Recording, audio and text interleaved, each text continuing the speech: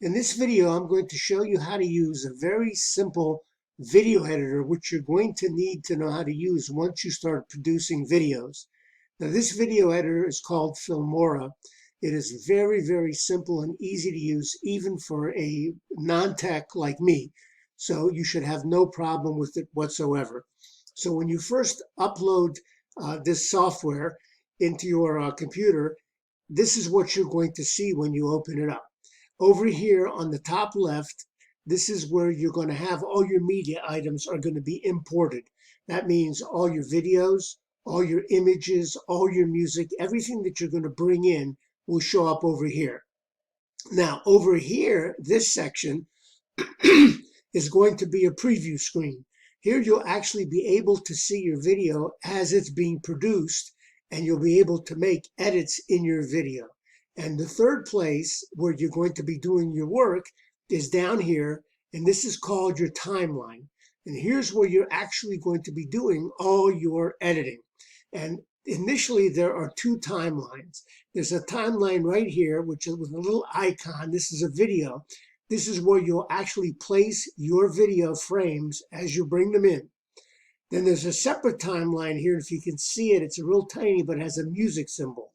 This is where you bring in any audio that you want to include in your video.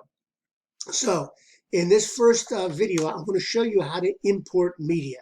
So there's a button up here on the top left which says media. Now, if you click on that, this icon will open up. And here you can bring in any type of media that you want. You can bring in images, you can bring in videos, you can bring in any kind of music if you want. So let's take a look. You click on this, it'll take you right to your downloads folder.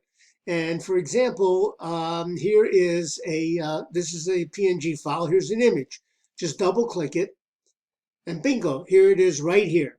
Now, if you want to see what this will look like just initially on your screen, double click it and it appears here. This is your screen. This is what it'll look like. Now, to work with it, what you do is just take it and you drag it down to the timeline for video. And there it is.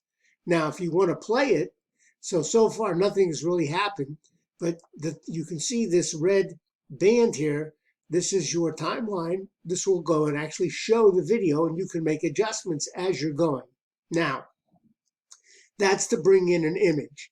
Let's say you want to bring in a video.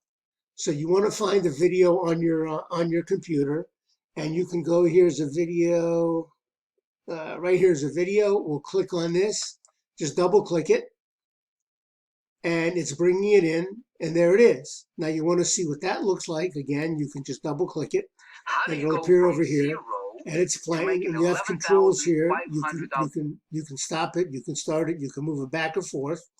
And to work with it, you bring it down to your timeline. And now you can bring your controller over all the way, and you play the once you set that up, you play it, you bring it over all the way. And now if you hit this button, you can see it will play your video as it is at this point before you make any kind of adjustments to it. So that is how you import images and how you import videos. Now, if you want to import audio, you can do that as well. Before we get there, on this media tab, you've got a number of other things you can do. For example, you can do this. You can import videos if you want to. They've got pre-selected videos that you can choose. You can take a look at some of these videos and see if there's anything here that you can work with. They've got 18 of them here, and you can bring them down if you have nothing else to work with.